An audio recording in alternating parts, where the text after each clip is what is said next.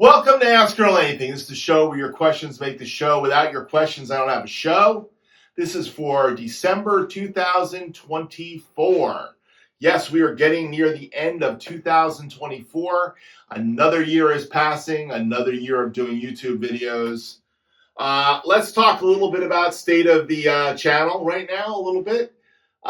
First off, all I can say is I am creeping towards 10,000 subscribers. Notice I said creeping. The last few months of YouTube have been extremely filled with politics and all kinds of other stupidness. The drum community is kind of, I don't think it's disbanded, but it's just disjointed right now. I had one guy, I actually have a question from, who basically said something like, I'm not getting you in my stream. I'm not getting him in my stream either. So I'm missing a lot of stuff in the stream lately, or we're missing each other, or it's not getting in the stream. I don't know what's going on. Anyhow, I continue to try to put out videos every day. As you know, I'm not doing a very good job of that this month. The month of November was a month for family, a month for friends, a month for not pushing as hard as you could, a month for doing my day gig. Last week was Thanksgiving weekend, and I wasn't in town at all the whole 4 days, so I did absolutely no drum covers. And by the end of the week, you guys kind of got a picture of that. Putting out alt takes to keep myself in the flow a little bit. I put a couple alt takes out this month, not a bunch. November also had some very interesting times. I was supposed to meet with one of my subscribers. His name is Jeff Metz. He was supposed to be down here on business, and that got changed. But the week before that, I got the tail end of the blues cruise that Tate Berkey was on, and Tate Berkey visited the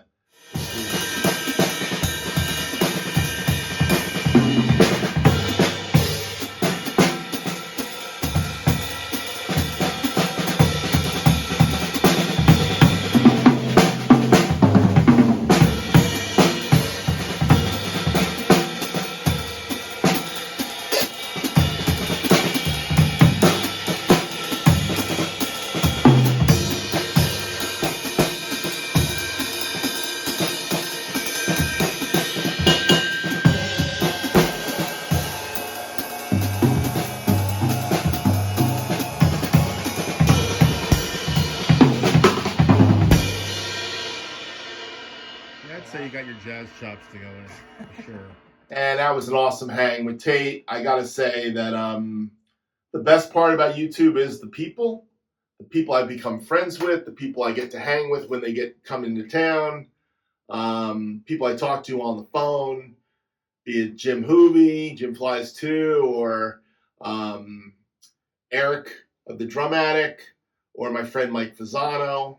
I am going to be catching up, hopefully, with Kelly Cusimano, KM Can Drums, in January. He's possibly coming down here, so we're hoping to hook up then. So I try to hook up with guys that are in the community that I know and I've shared personal phone numbers with, and we talk on the phone occasionally. That's what makes this fun for me. And truthfully, YouTube is got to be fun or it's not worth doing. Matter of fact, I believe this episode of Ask Earl Anything is going to be an experiment in that I'm not going to monetize this. And I need feedback from you. That's why I'm doing this early in the show. I need feedback from you. Are you getting commercials even though I don't monetize it? Monetization gives me some, I make a few dollars each year, somewhere between $200 and $300 a year. To be honest, the last year I made about 200 and change each year. Previous years I made close to 300 and change, or around 300 and change. Like 3 times I got paid out that meant. I got paid out twice this year. I'm definitely not doing it for the money, if you know what I mean. So I'm thinking maybe one of the ways to get you guys to, one of the ways to give back to you in the month of December is to turn off the monetization and let you watch Ask Earl Anything without commercials. Maybe you'll watch it longer. Maybe you won't get those annoying commercials that every time I'm watching a podcast and an annoying commercial comes in, it becomes a point where possibly I switch off to something else. So I'm going to try that this month. You guys let me know if you liked it. Because making money off this channel is really not what this is about. It's about fun. So, and I got plenty of other videos that do get monetized. But I've done a few videos this year talking, like the Carpenter's Drummers video. I couldn't monetize that. I don't know if you get commercials in that or not. You probably do, and it's probably from the owners of the songs I used. A couple other things happened in November I really want to cover. One of the things I want to cover is famous drummer named Roy Haynes passed away. I think he was 98 years old.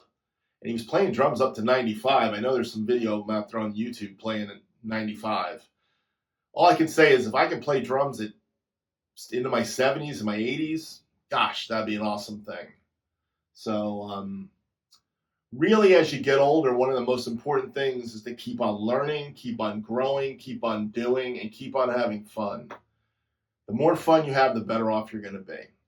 So I'm going to interject more of this channel during the show, but I've got a bunch of questions and some interesting questions and different questions, and some I'm going to turn into questions, comments turned into questions. So let's jump in and see where this ride goes today. So the first one was on a song I did this month called Winds of the Old Days, a Joan Baez song. I did that for my wife. My wife loves Joan Baez. It's a question from Edward Kaminsky, 8142. He said, what's the difference between suspended cymbals and regular cymbals, Earl? All right. Suspended cymbals, when written on a orchestral chart, means a cymbal on a cymbal stand that you play with mallets. That's a suspended cymbal. Now, Zildjian and Sabian and Paiste make symphonic cymbals or orchestral cymbals. And a lot of times the orchestral cymbals are meant to be suspended cymbals in the orchestra. Now, some drum set drummers use orchestral cymbals, and I'll give you one of note. A guy named Steve Gadd. Steve Gadd uses a 20-inch orchestral cymbal as a ride cymbal. And it's one of his favorite cymbals. He uses it a lot these days. It's the second half of his career favorite cymbal. He uses that in a Constantinople. I can't tell you what the Constantinople is, but I can tell you he's got this orchestral cymbal. And it's an orchestral selection. That would be traditionally used as a suspended cymbal. But in actuality, any crash cymbal could be a suspended cymbal. A suspended cymbal usually means played on a stand and usually played with mallets in an orchestral arrangement. So cymbals, even ride cymbals, when a cymbal says ride, does it mean you can't crash it? No. You can crash a ride cymbal. I crashed this cymbal. This is very much a ride cymbal. Is it my best crash? Probably not. But if the occasion, the vibe of the song causes me to hit it off to the side a little bit and get more of a crash sound out of it, it's explosive. There's a couple videos where I actually crash off this thing. Then I have cymbals that are crash rides traditionally, and those cymbals can be used for crash or ride. The Paiste 2002 Big Beat is a crash ride. So is the Avidus ride I have, 22-inch. So cymbals don't have to be what they're labeled is where I'm going with this, and that's the key. So don't get stuck on labels. But technically, for orchestral purposes, a suspended cymbal is a cymbal on a cymbal stand or hung with a hand cymbal on a hook that you roll them with mallets. That's technically what you do with it. So, and traditionally, they're orchestral cymbals. Thanks for the question, Edward. The next question comes from 11 Drums. 11 Drums Toby. He asked a very interesting question. This was a revisited, not even a revisited, this was a alt take song from last year called Slave to the Traffic Light by Fish. And this was actually take one of the song, meaning Slave to the Traffic Light is a 10-minute song. And the first 3 minutes is very intricate with little cuts and splashes and fills and all kinds of stuff. But the last 7 minutes is a jam. So it took me a while to learn the first part of the song. So I spent probably about a half hour to 40 minutes just playing the first part of the song. And when I finally got a take where I got past the first part of the song and went into the second part of the song, I never played the second part of the song. So that's the interesting thing about this version, is that it's my first time playing the jam section. So the version I used for the original release, not the alt take, the original take, I played probably 2 more times. So it got 2 extra passes on it, so I kind of knew where things were going. This was all of a surprise. And it was it was actually pretty good. That's why I kept it as an alt take. The first part of the video, though, I'd done a few times, so I kind of was starting to learn the first part of the video. So Toby asked this question. He says, for most drummers on YouTube, a song longer than 4 minutes is already too much. And this one, with all those different parts, is mind-blowing. All those different fills are so amazing. Cool sound, mix, man, and an incredible demonstration of your skills. And the reason why I'm taking that comment and doing this is I wanted to talk about why I do this. So I answered him back this way. I said, thanks for feedback, Toby. I'm not trying to do YouTube like other drummers. So I have to play songs that keep me engaged. Thanks for the feedback and noticing, my friend. So why would I do a 10-minute song? It's because I enjoy it. And a lot of my songs that are longer than 4 or 5 minutes are because I love the music and I want to play it. It's why I play CCM music. It's why I play certain artists that nobody else hears about or knows. It's why I play bubblegum 60s rock, soft rock music, because I love it. It's why I play big band charts. It's why I play some rock tunes. It's why I don't play other rock tunes, because I don't love them necessarily. Play what you love is the key for me on YouTube. And all I can say is when you see me playing songs, I would say 95% of them are songs I want to play. Even the ones that are requests, and I think to myself, this really isn't my wheelhouse, but I'm going to do it. It's because I want to try it. So that would be the key to doing YouTube for any drummer. And by the way, being a drummer on YouTube is not the same as it was 7 years ago. I got into the second or third wave of being a YouTube drummer.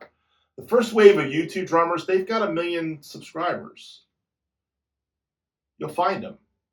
Some of my favorites, Rob Brown, great drummer. He was one of the first wave guys, I believe. Then there are other guys that were first wave guys that I don't really care to watch, and I never really did watch. Like Cooper Drummer was not one of my guys. Cinna, not one of my drummers I watched. There were a lot of early drummers that capitalized on being the beginning of YouTube. So when I got in 2017, 18, really 18 full-heartedly, it was an interesting time. Now I have a lot of views for that reason because I've been around for 7 years now. But I'm not the first wave, so I'm not the guy that's got 60,000 subscribers. Probably never gonna have 60,000 subscribers. This is why it's an interesting experiment this month, not going monetization, because I want to see if not being monetized means more people will watch the video and will watch it for longer and get more enjoyment out of it. Because this video is always an hour almost these days. And many of you will watch it 3 and 4 or 5 times, meaning you'll watch it for 10 minutes, then you'll stop, and you'll come back and watch it another 10 minutes. And I know some of you watch the whole video over 3 or 4 or 5 passes. If you're one of those guys, leave me a note. Say, yeah, I watch it. It takes me a couple sittings to watch it. I get it. It's how I do podcasts. But, I do think one of the things that stops us from watching videos today in long form on YouTube is commercials.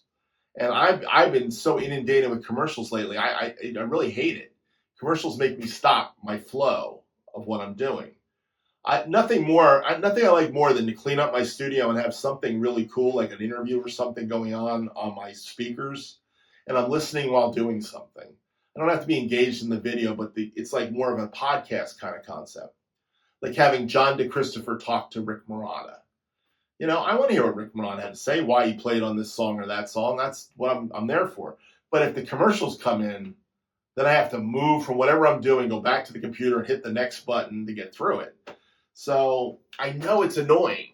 And it's annoying that streaming now is forcing commercials on us for subscriptions we pay for. Like Prime Video. I have Prime Video, and I have to deal with commercials now on certain shows. That bothers me. So we have become very spoiled with the early days of YouTube without commercials. Commercials is how you make money. I get it. That's how television was. Television was designed for commercials. The only way you could put a TV show on was to have commercials on it, because the commercials paid for the TV show. That was how it worked. But now our world has changed considerably. So commercials are a necessary evil, I guess. But we'll play with that experiment this month without having commercials. I want to know from you if you actually got no commercials when I go no monetization. That'll be the interesting experiment. So, because if they're going to put commercials on it, I basically get paid, right? If they're not going to put commercials on it, then it's you guys enjoy it more. Maybe I keep doing that for this format. That's what I'm trying to figure out.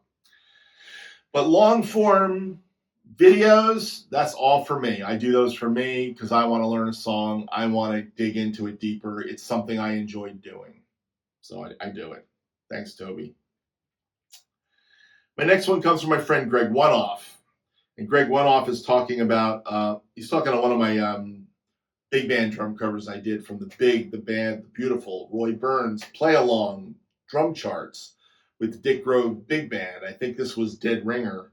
And he said something like this. He said, do you play from memory or do you read when you play? Now he's talking about this particular song.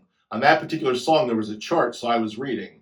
I know nothing about reading music. Can a drummer keep up with such a busy song by reading music? Yeah, that's how you do those kind of songs. Having music can help you get through a song. If you can write out a chart for yourself, you can get through a song easier. Watch the great studio drummers play music. Watch Greg Bissonette play with Ringo. He usually has some cheat sheets over there. Those cheat sheets are charts he uses to remember how to play certain songs they're working on. Steve Gadd does the same thing. Kenny Aronoff charts every song he does recording on. Why? Because by charting the song, you can put in exactly what you want to do, and you can play it 1 or 2 or 3 or 4 times, and you're done. There's an art to reading music, so reading music is definitely helpful. Now, do I play all my drum covers with music? No, I don't. Did I play this song, this big band chart with music? Yes, I did. He continues on. He goes, now when I listen to you play something like you played here, my untrained ear hears nothing but perfection. Does the trained ear, like yourself listening to this, hear mistakes? Would you ever consider, or is it even possible, to play a recording and stop it whenever there is a mistake, or not even a mistake, but something you don't like, and explain what is wrong? What I hear and what a trained pro hears are two certainly different things. Anyhow, to my trained ears, this was pure perfection. What do you think? Well, the challenge here is finding something where I can show you what I don't like about something and playing that. And I'm not sure I really want to break down my videos that way. I like to let other people find my mistakes, but there's plenty of mistakes in my videos, Greg. What I call mistakes. But sometimes what I call a mistake is a great little segue that worked differently and better, maybe on sometimes. But when I have a real mistake, I don't usually release those. I usually release the ones that have imperfections, but I can live with them. I negotiate myself to those imperfections. Now, a lot of my alternate takes, Greg, have imperfections in them. But sometimes I play them. Like I just released Make Me Smile the other day. I did it a year ago. I really couldn't find what was wrong. I said to Jeff Metz, who said something on the video, I said, Jeff, maybe it was the floor tom roll at the end where it just seemed a little uneven, where I was dun dun dun dun dun, the timpani type roll.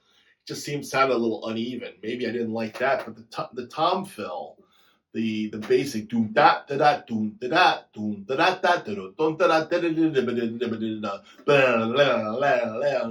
da da. That fill was spot on. It was like I played it when I was a kid. So was it great? Was it perfect? Was it outstanding? Was it Tate Berkey level? Was it Danny Seraphine level? Probably not, but it was good enough. I felt comfortable that I played it well, or I wouldn't have had it in an all take. And that's the point. Most of my all takes are pretty good. They're the closest to the best. And sometimes I wonder why they're not the best. So, but there's probably something in there that bothered me. It could be the way I'm laying the beat in. It could be I'm a little backside, a little front side. I'm pushing, I'm not pushing, I'm dragging. Those imperfections go by in a tune so fast that the untrained ear doesn't catch them if they're not really bad, really out.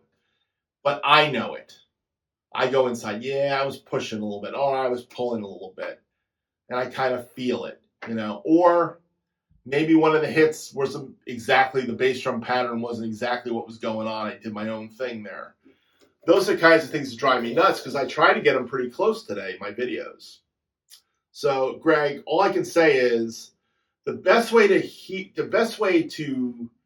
hear imperfection is to listen to perfection. Listen to the records, and then hear what you like and what you don't like, and start to pick up on those things.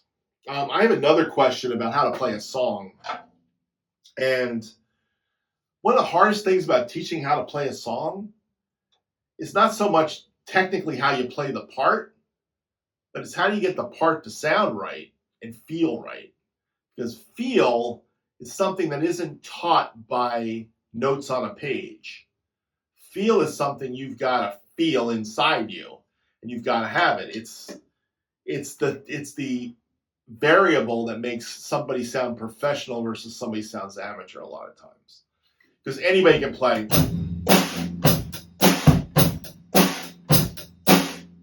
You know, everybody can play that beat, it seems like. I mean, I know lots of kids who, I can play that.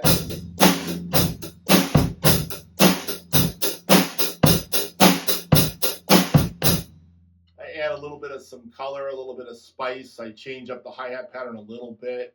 I push it a little bit here. I pull it a little bit there. All of a sudden, I turn that boring groove into something a little bit better. And if I'm playing it along with the track and I'm locking in with the bass player better than just playing.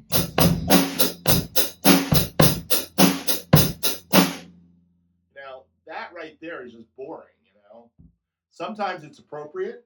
You know, sometimes there's a section of the song where you want to drive it and you do that.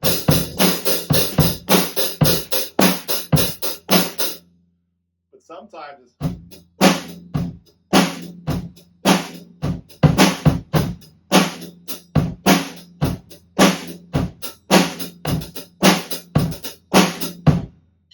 it's lighter, it's different, it's a different pocket, it's a different lope. Changes the whole idea, but you're still doing the same tempo and you're still laying in a backbeat, 2 and 4. Those subtleties are very hard to teach to somebody unless that somebody is listening a lot. And I had teachers that told me you need to listen. I listen to a lot of music. That's why a lot of guys say to me, how do you play all these different songs? It's because I listen to a lot of different types of music. And I dig into why those different types of music sound the way they do. Who the drummer was on it makes a big difference. I mean, a huge difference when it's the band drummer versus Jim Keltner coming in, or Jim Gordon coming in, or Jeff Porcaro coming in. And I know that because I've been replaced on an album.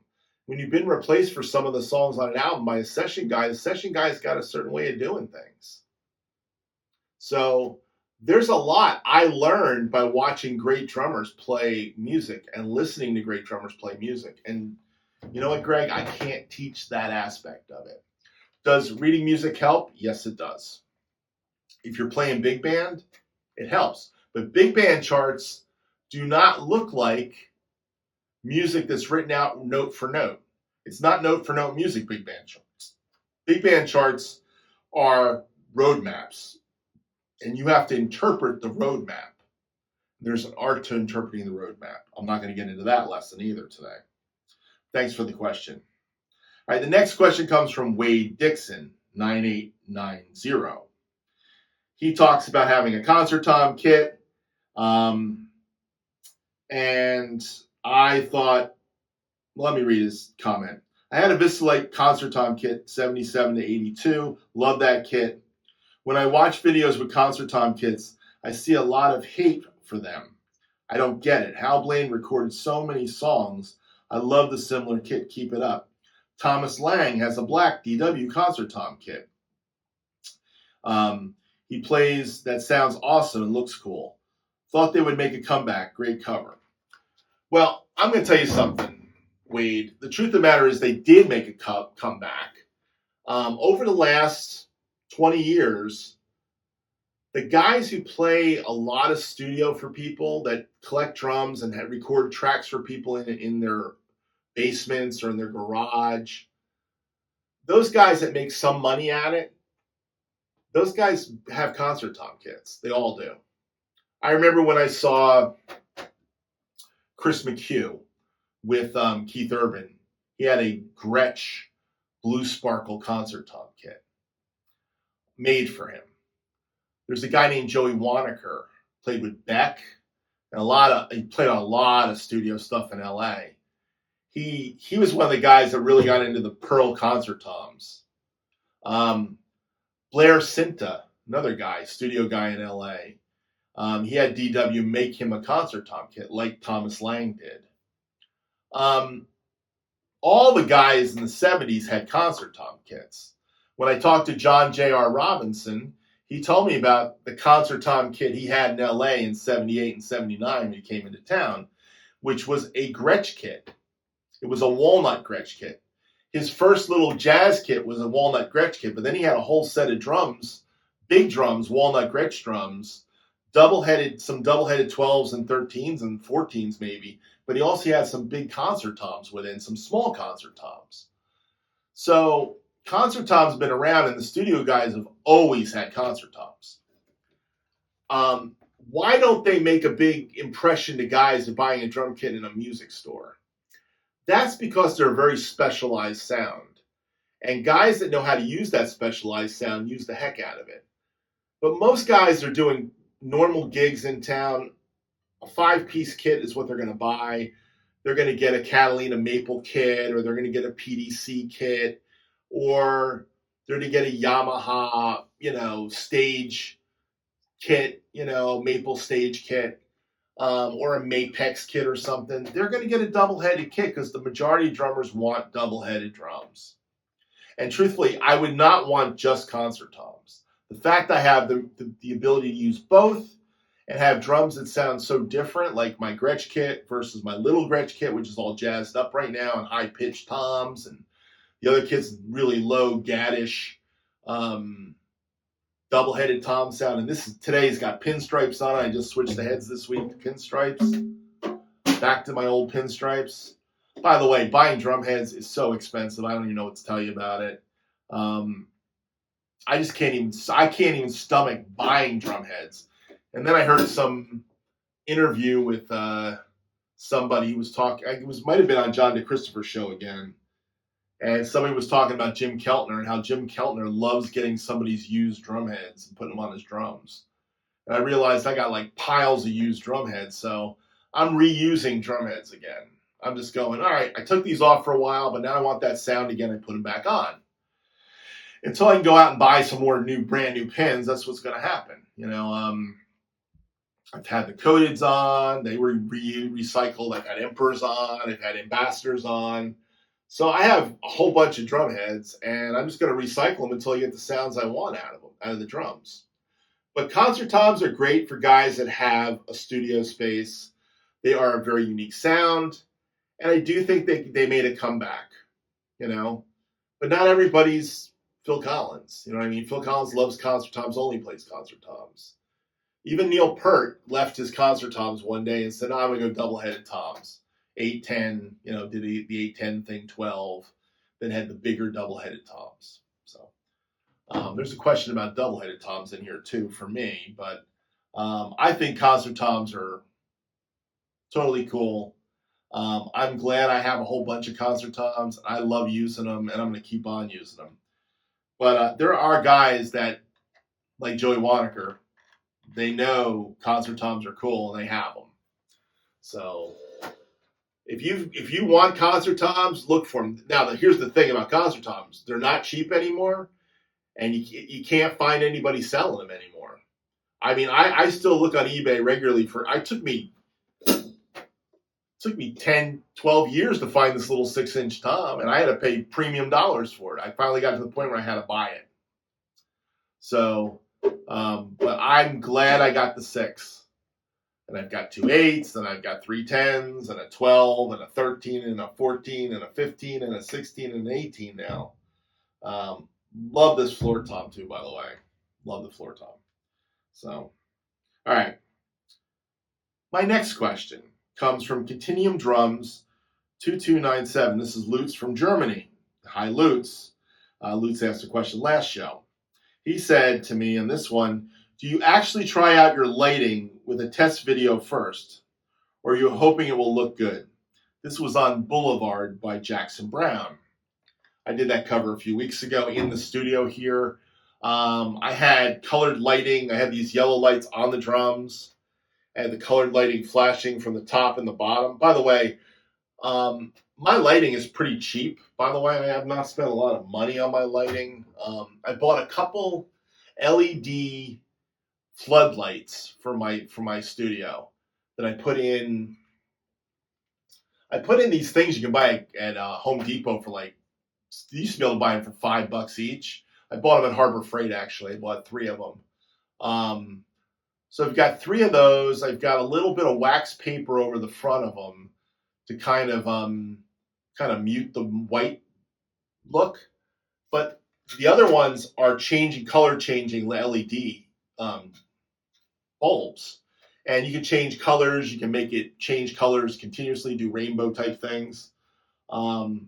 So I just play with it. I set up the cameras and I do it. I did not test that video out. It looked pretty cool. I've done a similar type. I did one on a Elton John song recently. It was similar to that.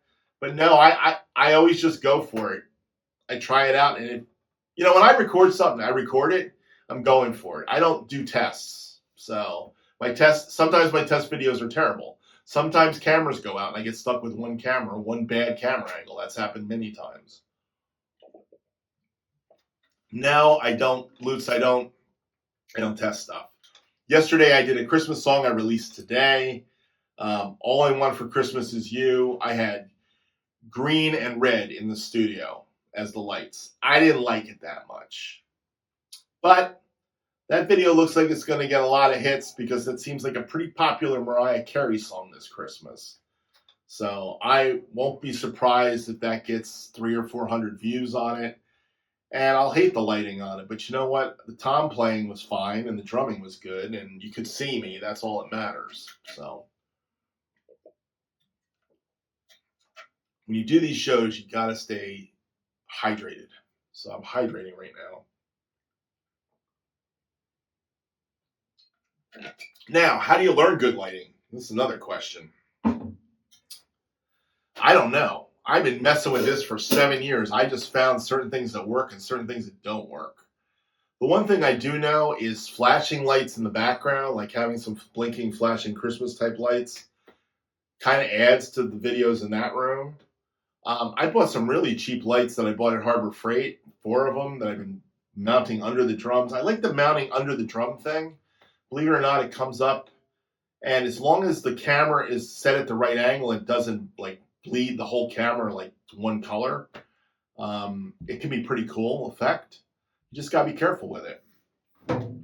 Every once in a while, I'll record something and I can't use a camera because the angle of the lights becomes a problem. So, but no, I don't try anything out. But you get what you get with me all the time. I'm too fast. I don't have time either. That's the other thing. I feel like I did it, got it done. Let's move on to the next thing. It's kind of like this show. So thanks, Lutz, for the question. All right, the next question comes from Kingy23 Drums. Kingy, I wish I knew your name. I don't know your name. If I did, I would say it like I do with Greg, one off. I would say, hey, Greg. I like using first names. I like using Lutz's first name. All right. This next question is for Ask Earl Anything. Foot pedals. Can you tell me what maintenance you do on them? How often you change the beater, springs, tension it? Look forward to your answer for your next show. Thanks. Pedal maintenance. I will tell you, the only time I touch this pedal with any kind of lubricant is if it makes noise. Okay? The only time I change a spring is if I break it. I don't mess with the tension of my pedals. Once I get them set, I pretty much leave them. Beaters I change for the sound of the drum. My favorite beater on a bass drum from recording is a square beater, square head beater. I use a Zorro beater from Danmar. I think they may also make a JR beater. My first square beater was a JR beater, believe it or not, JR Robinson ProMark back in the 80s. I don't know where that beater ended up, but that's a beauty. I have a square wooden beater too. I also have I have a lot of different beaters. I'm into beaters. I have all kinds of beaters. I have a Rogers beater that's from the new Rogers pedals that they make now. They're not called Swivel-matics anymore. They're called Dynomatics. But the head, you can push down on it and twist it to the felt side or the hard plastic side. I use that on the little jazz kit, and it's on my little Camco pedal. I actually have two Camco pedals. I've got a Tama by Camco pedal, which I've had forever, and now I have an official Camco pedal that I had since 2015 that I rebuilt with DW parts, and I actually put a chain drive on it. Jim Hoovey helped me with that. So I actually got the chain drive on that, and it kind of works, and I like it better with the chain drive than with the strap. My pedals on these drums, the Gretsch and the kit in here, have a strap drive Tama Iron Cobra pedal, so it's got a strap on it. So they call it a Flexi Flyer, from what I understand, or a Flexi Glider. I like the strap feel. I've played the Iron Cobras with the chains. They're good too, and if I had one, I'd use it. I'm sure it's a good pedal. But this one, I don't know, just works for me. But do I change anything or touch anything? I only touch stuff if it breaks. Now, should you look at it once in a while to see if the spring is getting ready to break? Yeah, you probably should look at it, especially if you're doing a lot of gigging and you're not in a studio where you can fix it with it by changing a pedal out. I remember doing a gig once in a church, and the Camco pedal spring broke. Luckily, it was the last song of the set, and I had no bass drum for the last 3 or 4 measures. Got through it, but not fun when you lose your bass drum on a gig. It's easier to deal with losing anything but a bass drum. So if you're doing a lot of gigs, you want to definitely check your pedals out. You want to make sure you'll check them out. Make sure that the beaters are tight and they're not coming off, that kind of stuff. But for the most part, nope, I don't do any maintenance on it. Now, the only maintenance that I might have to do is if it squeaks, and then it's finding where the squeak's coming from and putting some graphite on it. WD-40 doesn't usually work. There's better oils. Matter of fact, Jim Hoovey's an instrument repair guy. There's probably 3-in-1 oils better than using, WD-40. Believe it or not, WD-40 is good for getting rust off things. It's an interesting compound, but yeah, having a little 3-in-1 oil is probably a better choice for lubricating joints on a pedal, like the hinges and near the springs. But yeah, that's the only time I really touch a pedal is when I gotta touch it for a noise coming from it. So anyhow, great question, Kingy. Appreciate it. Next question. This is another Greg one-off question. This was on Space Captain Joe Cocker, Mad Dog's an Englishman. Another alt take for the month of November. He said, "Do you ever wish you had a monster kit with double headeds to go with your monster concert tom kit?" I sometimes think about having a 10x14 and a 12x15 for that kit. That'd be probably all I'd want on that Gretsch kit. Because I have an 8x8, 8x10, 8x12, 9x13. If I had a 10x14 and a 12x15, that would give me the wraparound scenario. So yeah, I think about it, but do I need it? No, because I have this concert tom kit. And truthfully, most of the times when I have extra toms, I don't play all the drums together. Which you guys ask me that question all the time. Why don't you use 2 floor toms all the time? Well, I don't think I need 2 floor toms all the time. Sometimes I just need 3 drums. I don't really need 7 toms, but it's fun playing 7 toms, so I do it. Does that make any sense, Greg? I mean, more drums is not better necessarily if you can't figure out how to play them. Sometimes it's better to try to figure out how to play 2 toms. That's what playing the little Gretsch kit for me is, playing the jazz kit. I love playing a jazz tune with just 2 toms. That just changes the way I play the drums. You know, the kit is kind of, I've said this before, it's kind of like acting. Those are the props that make me bring out emote something out of me and bring it out. When I play this kit, I've got a certain emotional part of me comes out when I'm playing the concert tom kit. Just like playing the Gretsch kit gives me another emotional way, or playing the little jazz kit. So all I can say is, would I like to have more toms? Sure. I'd love to have more toms. Do I need more toms? No, I don't. And am I going to buy any more toms? Not unless the deal came my way. Like if I found a 10x14 walnut finish Gretsch tom for like $100 on eBay, just sitting there, and somebody was selling, buy it now, $100, I would hit the buy it now and have it shipped to me. And then I'd figure out how I'd mount it. But if they want $400 for that tom, I don't need it. I don't need it for $400. What do I need it for?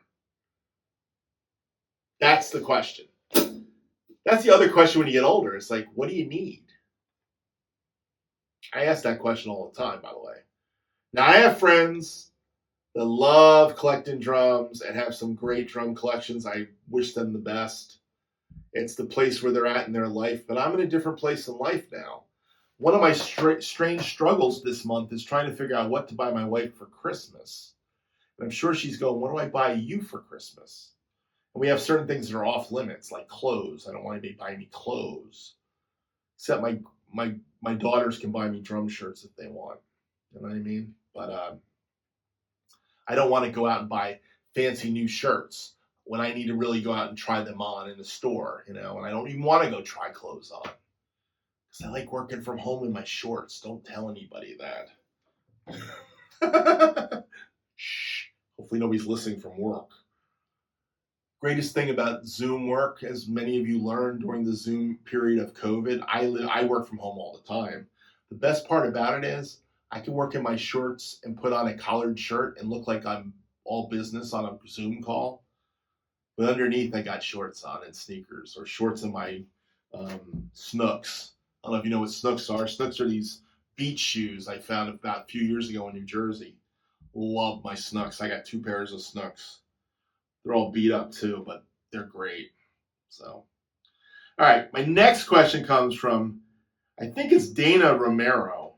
And Dana has asked me 2 times, I have 2 of these for this month, to explain how to play Let It Ride by Bachman Turner Overdrive.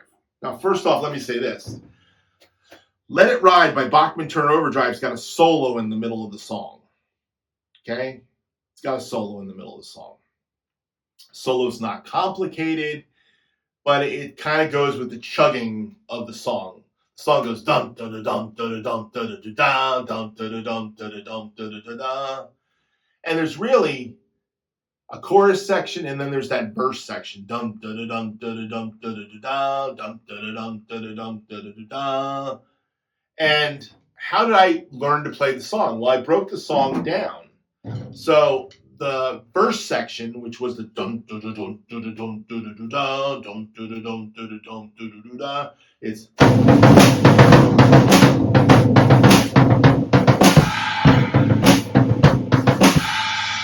that's really the thing. There's a kick on a cymbal.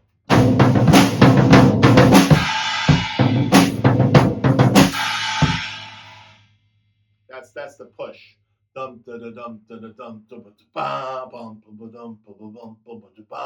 It's knowing where to put them in. But the basics of that beat is the same as playing a funk groove with the 1 and 4 on the bass. You playing the bass drum on one, on 4 on the floor. It's that beat.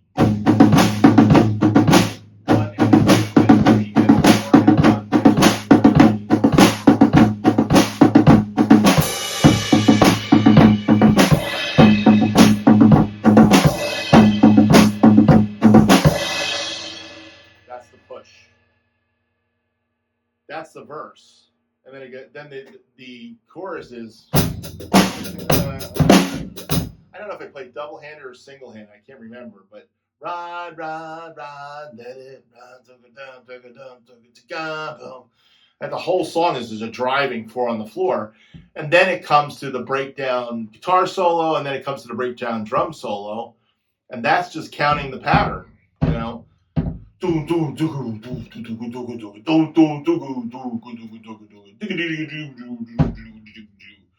Is playing the solo. So what's the lesson? How would I break that up? I would work on it in sections. I'd get the verse section first, chorus section second, and then play along to the solo and count it. I believe it's a 16-bar solo. So you just got to count what the solo is and know where you come back out, where it stops and goes down, down, down, down, down, down, down,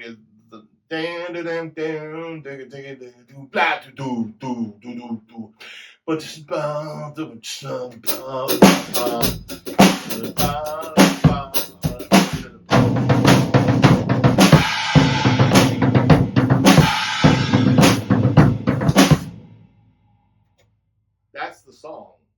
So there's the chorus groove, there's the breakdown guitar stuff, comes back in with a fill.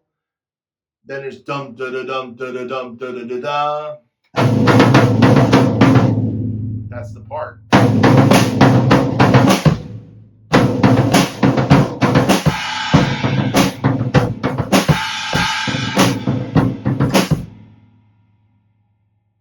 It's really not complicated, but it is what makes the song what it is. And I think it's a very cool part.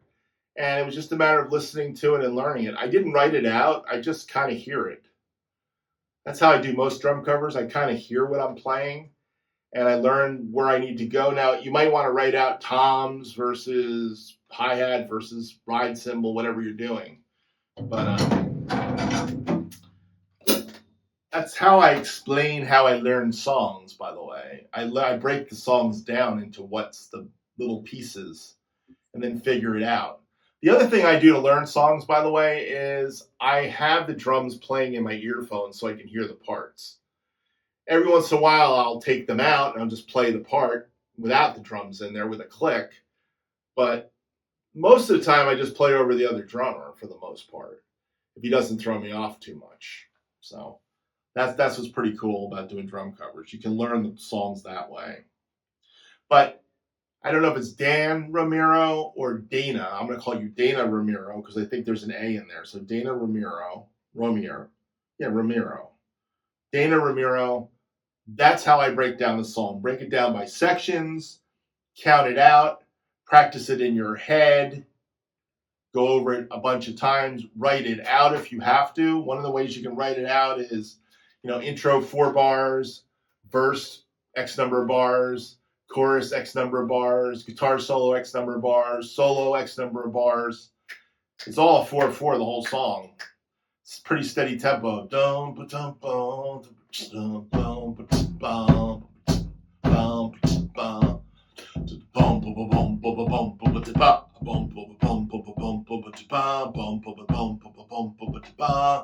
don't want to hear me sing the song. If I can find it, maybe I'll put it in. I don't know. All right, next one comes from a friend of mine named Gimme Mo Drums. Mo, how are you, Mo? Mo says, man, I've spent a lot of time searching for drummers I always watched, and somehow the majority of them have been changed to not receiving notifications. Your timing and drumming is impeccable. It is clearly shown here. That jazz groove with the ride is insanely done, my friend. Hope you and your family are well. Keep up the awesome work, as always. This was on Kenny G's Sleigh Ride. Now, those of you that watched me play Kenny G's Sleigh Ride know that I took that song that was brushes, and it was very light, classically based playing, and da da da boom chick boom chick boom chick boom chick boom. Played it with sticks, but then it breaks into this swing thing. And in the swing thing, when I was playing it, I just started blowing, and I started playing some interesting beboppy kind of licks, like elven kind of things that came out of me from nowhere. So you got to go check it out to see me play it. I couldn't even try to explain what I did. I just played it, and it just came out, and I loved it. And Mo caught that. So thank you, Mo, for catching that and bringing it to the forefront. That is the cool stuff. When you're doing a song and all of a sudden a little bit of you comes out and it sounds good. I loved using sticks on that and not playing it with brushes. I was going to play it with brushes. I actually played it past with brushes. I think I did another one of his songs, Let It Snow, where I used brushes. But that one I did not want to do that. I really wanted to go dig in and play what I played, and it was kind of cool. So I recommend you listen to Sleigh Ride by Kenny G, Earldrum drum cover. But to hear the jazz section of it was kind of great for me. I had a lot of fun with that. Now, some jazzer might say, oh, that's nothing. Well, it may be nothing for you, but for me, when something like that comes out kind of polyrhythmic and cool, I'm kind of blowing in it a little bit, I enjoyed it. So thanks, Mo, for catching it and seeing it. I just wanted to highlight that comment of yours. As far as the viewership goes, I think a lot of us are not getting each other's feeds anymore for some reason. I don't know what YouTube's doing to us, the community. It's a strange new world. So I don't see a lot of you that I used to see all the time. It seems like I'm not getting pushed into your world. If I'm not getting pushed into your stream, please hit the bell for notifications, okay? Most of you probably get me anyhow if I end up in the stream somehow, but, I don't know. Anyhow, that's that one. Let's move on to, it's going to be my last question. This comes from Edward Kaminsky, 8142. It was on a Chicago song I did. Recent. I think it was probably Make Me Smile. He said something, and this is where I tried to get him to give me the question. He said, do we need to engage the snare stand screw that tilts the bottom hi-hat for a particular reason? So I'm not sure what he was talking about. I thought, Edward, you're talking about the screw on the hi-hat stand, which kind of makes the bottom cymbal tilt, because any screw that's on the snare drum stand, which is to hold the snare drum in place, I think you need to tighten, okay? As far as this screw on the hi-hat, how much you tighten it, that's up to you. I mean, I'm trying to say, it's got a little bit of a tilt, to get the check. Of course, these hi-hats with the sound edge get the check. By the way, for those of you who don't know my secret hi-hats formula, this is a 2000 regular sound edge hi-hat bottom with the ripples, by the way. It's the only ripple sound edge bottom I have. 1112 grams. And I use a bottom, 990 grams, 505 bottom. And this pair just chicks away so beautifully. So it doesn't really need a lot of tilt to make it do its thing.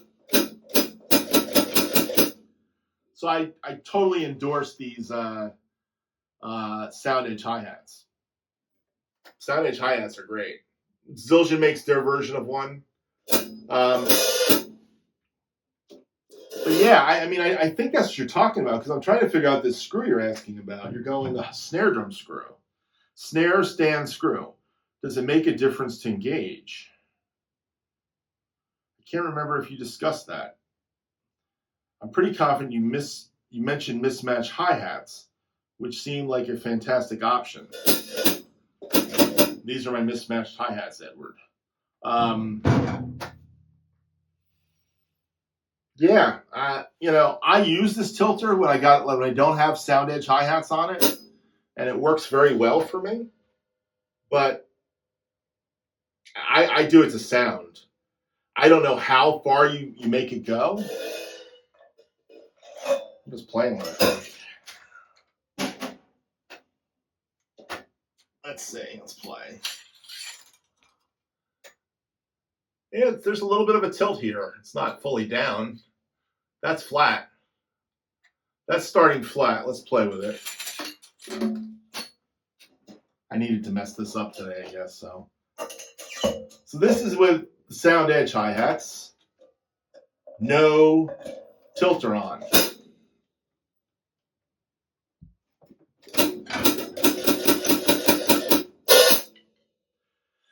So the sound edge with no tilter works fine. If I put a little bit of tilter on it, it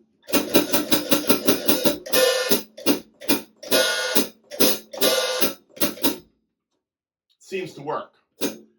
So